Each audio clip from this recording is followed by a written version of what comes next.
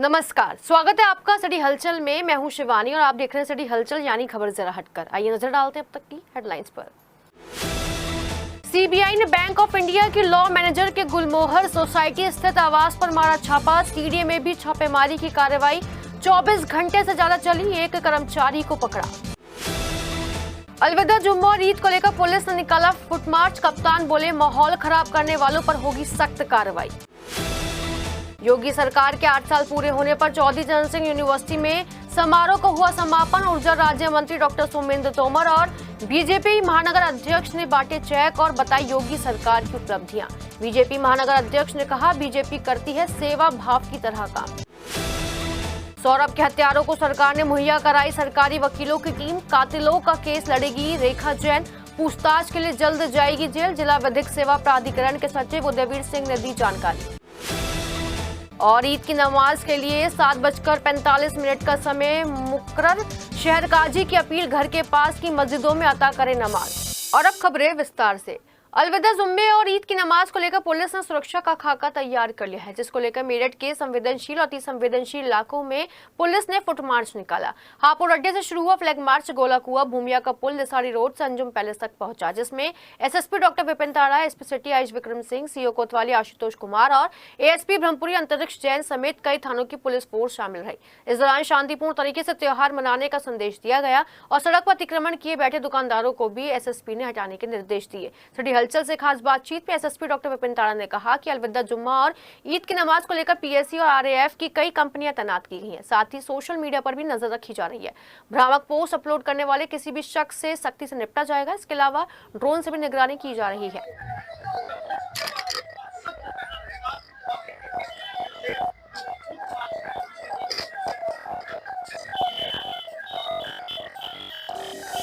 जुम्मे की नमाज और ईद को लेकर मेरठ में सुरक्षा के पुख्ता इंतजाम कर लिए गए हैं। पुलिस प्रशासन ने सभी तैयारियां पूरी कर ली हैं और लगातार मेरठ में फुट मार्च निकाला जा रहा है। सोशल मीडिया पर निगरानी रखी जा रही है और संवेदनशील और अति संवेदनशील इलाकों में सबसे ज्यादा पुलिस की गश्त बढ़ा दी गई है। अभी भी आप देखेंगे यहाँ पर एसएसपी डॉक्टर विपिन ताड़ा के नेतृत्व में SP city Ayush Vikram Singh, CO कोतवाली आशुतोष कुमार, एएसपी ब्रह्मपुरी अंतरिक्ष जैन के साथ तमाम थानों की पुलिस फोर्स है जो यहाँ पे फुट मार्च निकाला जा रहा है। हापुड़ अड्डे से फुट मार्च शुरू हुआ जो भूमिया का पुल होता हुआ लिसाड़ी रोड और अंजुम पैलेस तक जाएगा और ऐसे में ये संदेश दिया जा रहा है कि त्योहार आपसी सौहार्द और भाईचारे के साथ मनाएं और किसी भी तरीके की कोई परेशानी ना हो। इस चीज को लेकर पुलिस पूरी तरीके से तैयारी कर रही है। हमारे साथ में एसएसपी डॉक्टर विपिन ताड़ा है। सर, जुम्मे की नमाज है और ईद की नमाज है, इन दोनों ही त्योहारों को लेकर किस तरीके की तैयारियां पुलिस की तरफ से कर ली गई हैं और क्या सख्त निर्देश आप लगातार दे रहे हैं? जो आगामी ईद का त्योहार है उसको देखते हुए जनपद स्तर पर, थाना स्तर पर सभी पक्षों के साथ, धर्म गुरुओं और सभ्रांत नागरिकों के साथ मीटिंग की गई है। सभी को बताया गया है, आवश्यक दिशा निर्देश जो हैं उनसे अवगत कराया गया है और सभी पक्ष सहमत हैं उनका पालन करने के लिए। इसमें जो पुलिस बल है वो भी संवेदनशील स्थान चिन्हित कर लगाए जाएंगे। साथ ही ड्रोन और बॉडी कैमरा की मदद से निगरानी रखी जाएगी। पीएससी और आरएएफ का पुलिस बल भी तैनात किया जाएगा। सोशल मीडिया के जरिए जो मीडिया में खबरें हैं, सोशल मीडिया में खबरें हैं, उन पर विशेष नजर रखी जाएगी और यदि कोई भ्रामक या अफवाह वाली खबर चलाते हैं तो उनका खंडन कर उन पर कार्रवाई भी की जाएगी। सर, लगातार कई ऐसे संकरे इलाके हैं मेरठ में जहाँ पे निगरानी करना थोड़ा मुश्किल हो जाता है, तो क्या ऐसे इलाकों में ड्रोन से भी निगरानी करने के कुछ ऐसे आदेश दिए गए? जी बिल्कुल, जनपद में कई ड्रोन कैमरा उपलब्ध हैं और सभी का स्थान चिन्हित करके उनको डिप्लॉय किया गया है।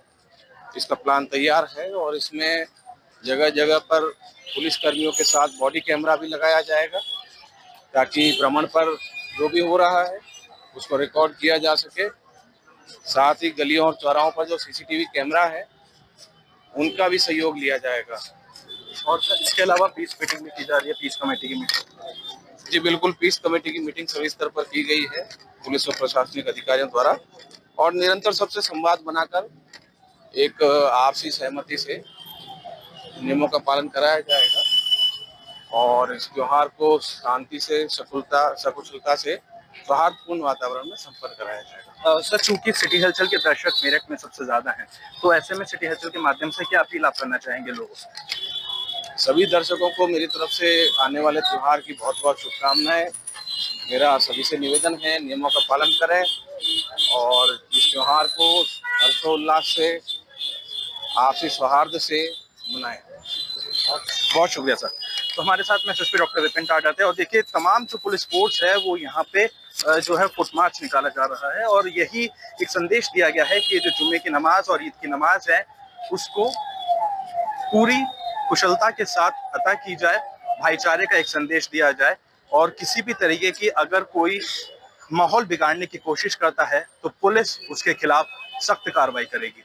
अपने सहयोगी वंश के साथ प्रत्युष शर्मा, सिटी हलचल। उधर शहरवासी ईद की तैयारियों में जुटा है तो ईदगाह की प्रबंध कमेटी ने ईद ही नमाज का समय मुकर्रर करते हुए सभी से अपील की है कि सरकारी आदेशों का पालन किया जाए और पुलिस और प्रशासन का सहयोग किया जाए। ईद की नमाज के टाइम का ऐलान करते हुए शहर काजी जैनुल सालिकीन ने कहा कि ईद उल फितर की नमाज सुबह 7:45 पर अदा की जाएगी। साथ ही साथ सभी लोगों से सड़क पर नमाज न अदा करने की भी हिदायत दी गई है।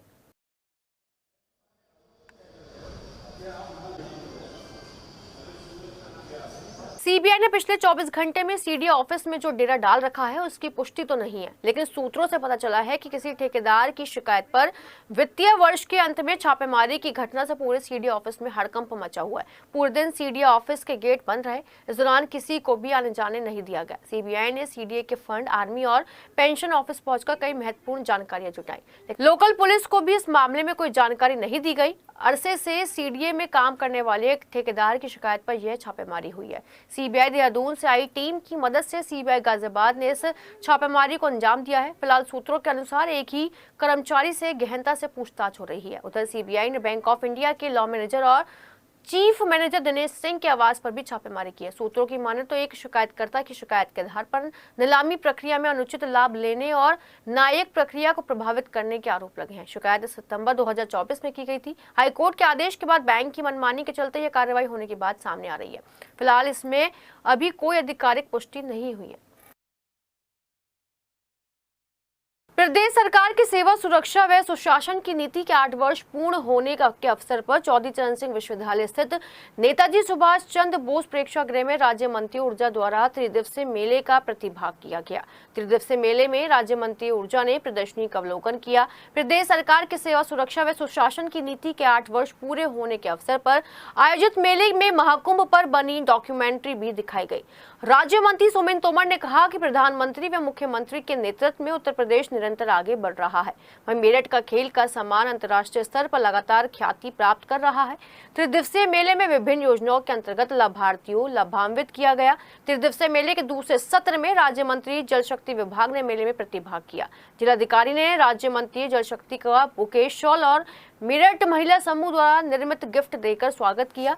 राज्य मंत्री द्वारा केंद्र सरकार के 10 वर्ष तथा प्रदेश सरकार के 8 वर्ष की उपलब्धियां तथा जनहित में क्रियान्वित विभिन्न कल्याणकारी योजनाओं परियोजनाओं कार्यों पर विभिन्न विभाग द्वारा लगाई गई प्रदर्शनी को भी देखा गया। इसके अलावा मेले में विभिन्न लाभार्थी परक योजनाओं यथा मुख्यमंत्री युवा उद्यमी विकास अभियान, दिव्यांग पेंशन, निराश्रित महिला पेंशन, स्पॉन्सरशिप योजना, पीएम कुसुम योजना, विश्वकर्मा श्रम सम्मान योजना, प्रधानमंत्री जन आरोग्य योजना, प्रधानमंत्री स्टार्टअप योजना, मुख्यमंत्री अभ्युदय योजना, मुख्यमंत्री कन्या सुमंगला योजना, राष्ट्रीय पारिवारिक लाभ योजना, मुख्यमंत्री स्वरोजगार योजना सहित अन्य योजनाओं की लाभार्थियों को लाभान्वित किया गया। इस अवसर पर आत्मनिर्भर भारत ओडीओपी एवं हस्तशिल्प राज्य महिला आयोग की Manisha Lavad, DM doctor V K Singh, सीडर नुपुर गोयल, अपर जिलाधिकारी वित्त सूर्यकांत त्रिपाठी, पीडीडीआरडीए सुनील कुमार सिंह समेत अन्य अधिकारी भी मौजूद हैं। हम लोग विकास भी और सांस्कृतिक विरासतों का संयोजन संरक्षण भी करें। मुझे बताते हुए खुशी है कि आज अंतर्राष्ट्रीय स्तर पर सबसे बड़ा धार्मिक आयोजन जब उत्तर प्रदेश के अंदर होता है तो 45 दिनों में महाकुंभ के अंदर 66 करोड़ 33 लाख लोग उसमें स्नान करते हैं। और देखिए, आर्थिक रूप से अर्थव्यवस्था का इससे अच्छा उदाहरण नहीं हो सकता। लगभग 7,500 करोड़ रुपए का इन्वेस्ट किया और वो भी प्रयागराज के इंफ्रास्ट्रक्चर को ठीक करने के लिए, लेकिन लगभग 3 लाख करोड़ का वहाँ पर पूरी अर्थव्यवस्था को आगे बढ़ाने का काम हुआ। आज मुझे बताते हुए खुशी है कि जब हम लोग गूगल पर यदि एक्सप्रेसवे स्टेट की बात करें, आप गूगल पर जैसे ही लिखेंगे कि सबसे ज़्यादा एक्सप्रेसवे वाला स्टेट कौन है, तो उत्तर प्रदेश का नाम उसमें आएगा। आज उत्तर प्रदेश सबसे ज़्यादा एक्सप्रेसवे वाला, और जैसे ही हमारा गंगा एक्सप्रेसवे जो पहले मेरठ से प्रयागराज तक था, लेकिन अब माननीय मुख्यमंत्री जी ने इस योजना में उसे हम लोग हरिद्वार से शुरू कर उसे प्रयागराज और भी उसे 4 जगह कनेक्ट करेंगे। और जैसे ही हमारा गंगा एक्सप्रेसवे बन के तैयार होगा तो देश का 55% एक्सप्रेसवे अकेले उत्तर प्रदेश के अंदर होंगे। सबसे ज़्यादा एयरपोर्ट उत्तर प्रदेश के अंदर है। हर जिले में एक मेडिकल कॉलेज बने, एक जिला एक मेडिकल कॉलेज। और जब मैं कानून व्यवस्था की बात करूं, पूर्ववर्ती सरकारों ने वन डिस्ट्रिक्ट वन माफिया देने का काम किया, लेकिन योगी जी की सरकार ने हम लोग वन डिस्ट्रिक्ट वन प्रोडक्ट, और यदि मैं मेरठ की बात करूं तो मेरठ वन प्रोडक्ट से भी आगे बढ़कर हमारा चाहे यहाँ आभूषण का काम हो, कैंची का काम हो, म्यूजिकल इंस्ट्रूमेंट्स का काम हो, चाहे यहाँ पर हम लोग खेल का सामान जो अंतर्राष्ट्रीय स्तर पर अपनी पहचान रखता है। खेल नगरी महाराज जी के आशीर्वाद से मेरठ बना है, क्योंकि विश्वविद्यालय खेल विश्वविद्यालय यहाँ पर बन रहा है। आज कनेक्टिविटी के क्षेत्र में हम लोग देखें तो दिल्ली मेरठ एक्सप्रेसवे और देश की पहली रैपिड ट्रेन जो मेरठ से दिल्ली के लिए चली, ये भी हम लोग के लिए सौभाग्य की बात है। आज मुझे खुशी है कि एनसीआर का सबसे तेज़ी से विकसित होने वाला जिला आज मेरठ है, जहाँ 2 टाउनशिप हम लोग, चाहे वो अथॉरिटी की हो चाहे आवास विकास की, और देश की पहली ऐसी टाउनशिप है जिसमें विश्व स्तरीय हम लोग सुविधाएं देंगे। तो मैं सड़कों की बात करूं, और सड़कों से सिर्फ सड़कें एक विकास का प्रतीक है। सड़कें बन रही हैं तो आप देखिए कनेक्टिविटी के माध्यम से। आज जब हम एयरपोर्ट की बात करते हैं तो जेवर एयरपोर्ट जो अभी अप्रैल में संचालित हो जाएगा, एशिया का सबसे बड़ा एयरपोर्ट हमारा जेवर में बन रहा है।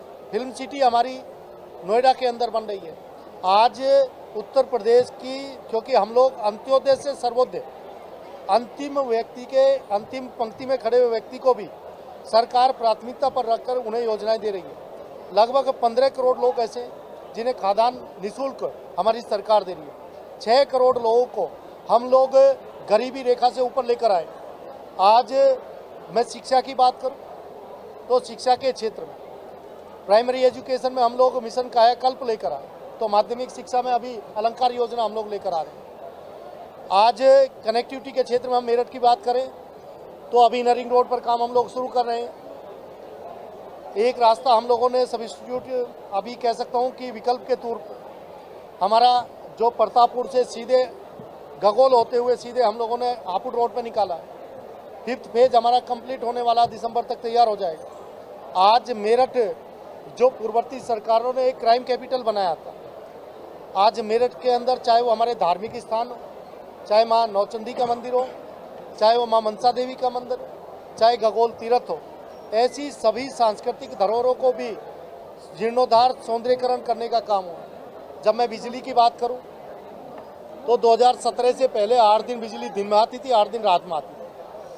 आज हम उत्तर प्रदेश के सभी सम्मानित नागरिकों को समान रूप से बिजली उपलब्ध हो, सभी लोगों के लिए समान रूप से। नहीं तो पूर्ववर्ती सरकारों में कुछ जिले चिन्हित किए जाते थे, उन्हीं जिलों में बिजली जाती थी और लोग जिस तरह से हाहाकार मचता था। आज उत्तर प्रदेश देश के अंदर सबसे ज़्यादा विद्युत आपूर्ति करने वाला उत्तर प्रदेश, महाराष्ट्र था पहले, लेकिन इस बार हम लोगों ने जब 30,518 मेगावाट बिजली की खपत करी, और इस बार हम लोग की तैयारी है, क्योंकि हम लोग ये मानकर चल रहे हैं कि लगभग 33,000 मेगावाट बिजली की खपत इस बार होगी। इसी तरह से हम लोग अपनी फोर्स को भी आज पारदर्शिता के साथ, चाहे हमारी भर्ती हो, आज महिलाओं को लगातार समान रूप से उनकी भी हिस्सेदारी हो, ये प्रयास प्रदेश की सरकार के द्वारा किया जा रहा है। हम लोग जो हमारे स्मार्ट सिटी हैं, जो हमारे शहर हैं, जो महानगर हैं, सारे के सारे हमारे जितने भी निकाय निगम हैं,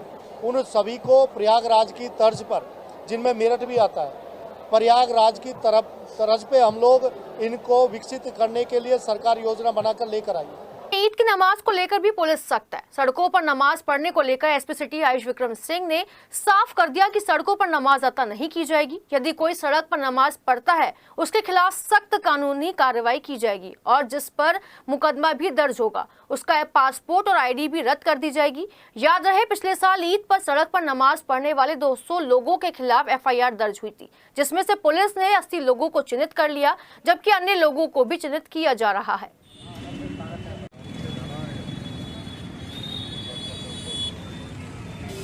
देखिए, जो आने वाली ईद है इसमें जो मार्च के एंड में प्रॉब्लली 31 या 1 को होगी, 1 अप्रैल को हो सकती है।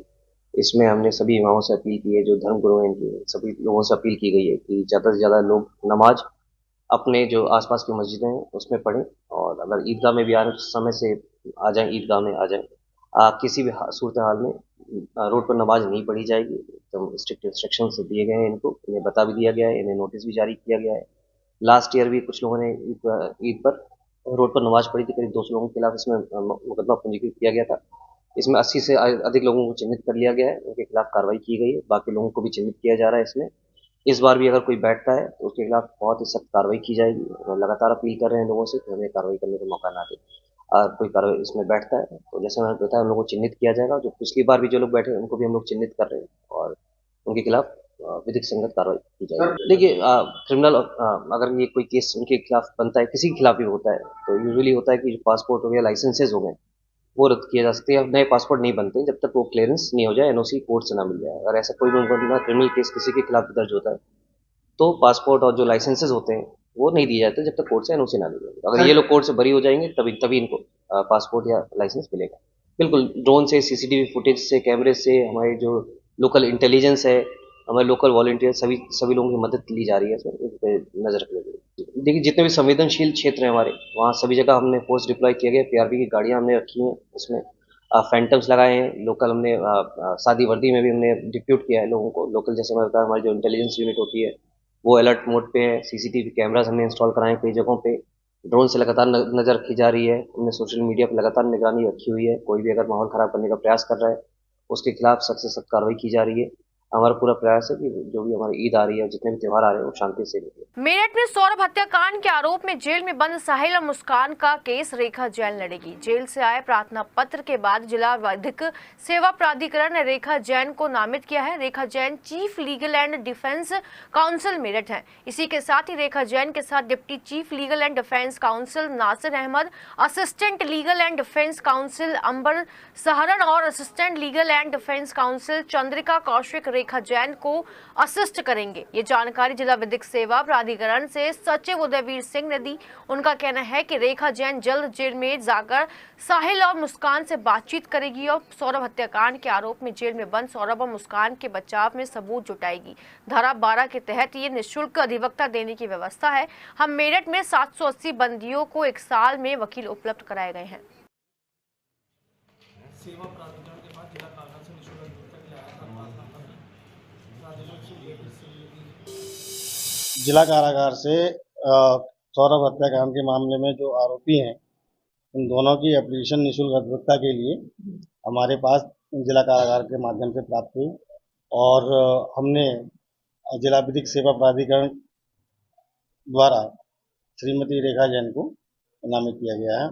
बेसिकली एलएडीसी सिस्टम में हमारे यहाँ 4 एडवोकेट है जिनको हम निःशुल्क विधिक सहायता देने के लिए, उनमें मजिस्ट्रेट ट्रायल के लिए assistant legal aid defence counsel है और chief legal aid defence counsel Shrimati Rekha Jain है। तो क्योंकि एक सबसे सीनियर है तो इसीलिए उनको सर फ्री में लड़ने की कोई पैसा नहीं लेंगे?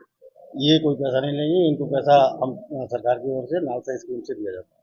ये सब मुस्कान को बचाने में उसकी पूरी सहायता करेंगे? बिल्कुल भाई, जो भी कानूनी मदद होगी वो सब उनके द्वारा की जाएगी। तो हमारे भारतीय संविधान की व्यवस्था ये है कि कोई भी व्यक्ति इस कारण से न्याय से वंचित न हो पाए कि उसके पास विधिक सहायता नहीं होती। तो विधिक सहायता प्रदान करना अलग बात है। केवल हो सकता है कि कोई चीज़ है वो कह पाया, उसके पास एडवोकेट नहीं है और एडवोकेट ना होने की वजह से किसी न्याय से वंचित ना हो पाया। तो ये उसका एक राइट है और संविधान द्वारा प्रदत्त राइट है बंदी का, तो इसलिए रियायत करना है।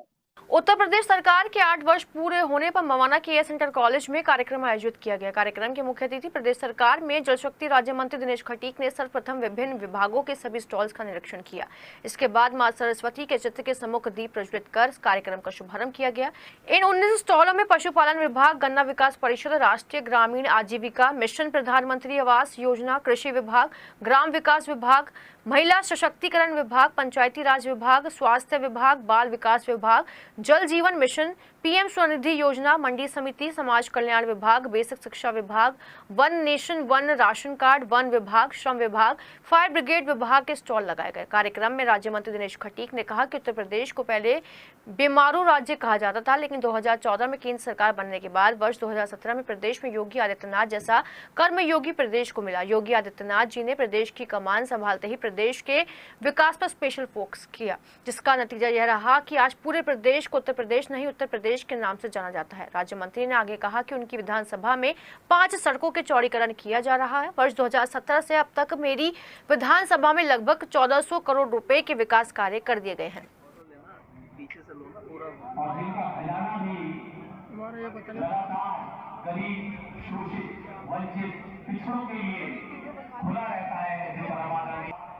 गन्ना विकास विभाग, राष्ट्रीय ग्रामीण आजीविका मिशन, के कैसे ये हालात थे, लेकिन सबसे पहले उन्होंने प्रत्येक ग्राम सभा स्तर पर पूरे हिंदुस्तान में श्री योगी आदित्यनाथ जी के नेतृत्व में सरकार बनी, जिसके 8 वर्ष पूर्ण होने पर पूरे उत्तर प्रदेश के अंदर प्रत्येक जिले में और प्रत्येक विधानसभा में विकास खंडों में जाकर के जितने भी हमारे जनप्रतिनिधि हैं, चाहे माननीय विधायक हों, चाहे माननीय सांसद हों, चाहे भारत सरकार के मंत्री हों, सब लोग, चाहे हमारे ब्लॉक प्रमुख हों, नगर पालिका नगर पंचायतों के चेयरमैन हों, वो अपने अपने क्षेत्रों में जाकर के आदरणीय योगी आदित्यनाथ जी के नेतृत्व वाली सरकार ने जो एक उत्तर प्रदेश बीमारू राज्य के नाम से जाना जाता था, जो 2017 से पहले जो अराजकता उत्तर प्रदेश के अंदर थी, उसको समाप्त करने का काम श्री योगी सरकार ने किया है। और हम मेरठ वालों को तो बहुत ही परम सौभाग्य है कि उन्होंने उत्तर प्रदेश के अंदर सबसे बड़ा खेल की यूनिवर्सिटी देने का काम आदरणीय योगी आदित्यनाथ जी ने किया है। वहीं अगर मैं बात करूं तो आदरणीय प्रधानमंत्री जी ने मेरठ को हर स्टेट की कनेक्टिविटी से जोड़ा है। चाहे हम बात करें हरियाणा की, तो हरियाणा से नेशनल हाईवे जोड़ा है, चाहे उत्तराखंड हो, चाहे राजस्थान हो। और सबसे बड़ा उपहार हम लोगों को गंगा एक्सप्रेस वे देने का माध्यम दिया है। और अभी आदरणीय मुख्यमंत्री श्री योगी आदित्यनाथ जी मेरठ में आए थे, तो उन्होंने पूरा इनर रिंग रोड शहर को दिया है कि शहर में एक अच्छी व्यवस्था हो। और मैं बधाई देता हूं आदरणीय मुख्यमंत्री जी को कि हस्तिनापुर विधानसभा में, जो मेरी हस्तिनापुर विधानसभा है, उसमें 5 सड़कों का चौड़ीकरण और चांदपुर बिजनौर जिले को जोड़ने वाला पुल देने का काम उन्होंने किया है। आज तक आज़ादी के बाद हस्तिनापुर विधानसभा में एक भी सड़क का कोई चौड़ीकरण नहीं हुआ है। जो 5 सड़क चौड़ीकरण हुई हैं, उसमें एक का काम पूर्ण हो चुका है, जो मवाना से लेके जयसिंहपुर तक है। जो अब 3 सड़कों का काम स्टार्ट होने वाला है, उसमें एक मीवा गांव से भद्रकाली मंदिर तक, एक किशन मंदिर हस्तिनापुर से लेकर के सैदपुर गुरुद्वारे तक, एक मखदूमपुर से लेकर के नया गांव रामराज तक, और वहीं 3 डिग्री कॉलेज आदरणीय मुख्यमंत्री जी ने देने का काम हस्तिनापुर विधानसभा को किया है, जिसमें एक हस्तिनापुर के अंदर डिग्री कॉलेज, एक गांव बली में और एक नंगला सलेमपुर में। वहीं अगर मैं स्वास्थ्य केंद्र की बात करूं, तो स्वास्थ्य केंद्रों को बहुत अच्छी नर्सरी देने का काम, बच्चों की देने का काम किया है। चाहे मैं बेसिक शिक्षा में बात करूं, तो सबसे ज़्यादा स्मार्ट क्लासेस हस्तनापुर विधानसभा में बेसिक शिक्षा विभाग में हुई हैं और 2017 से पहले इसी मवाना शुगर मिल में हमारे 500 करोड़ रुपए का लगभग गन्ने का बकाया होता था। किसान ना अपनी बहन बेटी की शादी कर पाता था, ना अपने बच्चों की पढ़ाई करा पाता था और ये माहौल था कि किसान ब्याज पे पैसे लेकर के ये सब कार्य करता था। लेकिन मैं बधाई देता हूँ आदरणीय मुख्यमंत्री जी को। जागृति विहार एक्सटेंशन 2 पर चल रही आचार्य धीरेन्द्र कृष्ण शास्त्री की हनुमंत कथा स्थल पर दुकान लगाने वाले सभी 30 दुकानदारों में आक्रोश है। दुकानदारों ने अपने साथ धोखा होने का आरोप लगाते हुए जमकर प्रदर्शन किया और पैसे वापस करने की भी मांग उठाई।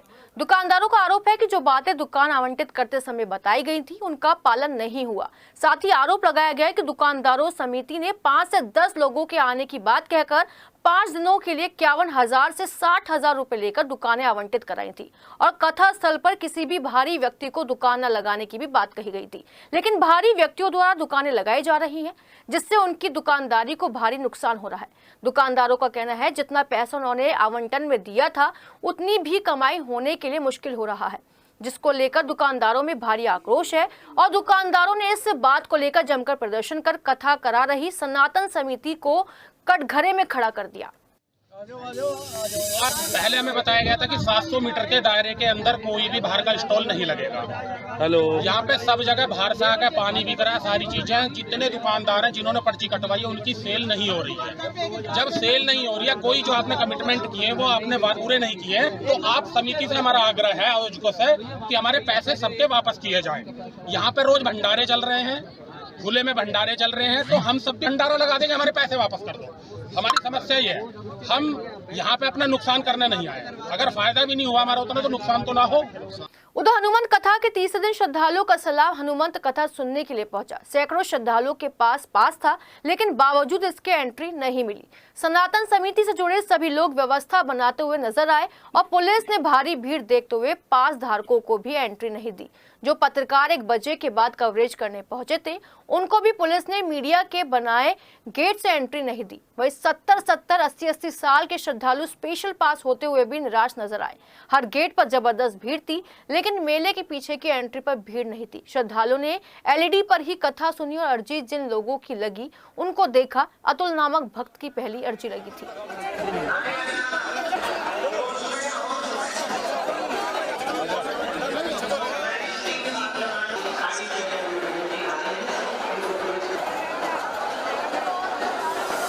27 तारीख को श्री बागेश्वर धाम की इस कथा में आप देख रहे हैं जन सैलाब उमड़ कर आया है। चारों तरफ सिर्फ सर ही सर नजर आ रहे हैं। जितने लोगों के पास है उन सब की एंट्री भी बंद कर दी गई है, क्योंकि खड़े होने की जगह नहीं है। यहाँ पर पुलिस व्यवस्था को हम आपको दिखा रहे हैं। लोगों को समझाने में बड़ी दिक्कतें आ रही हैं।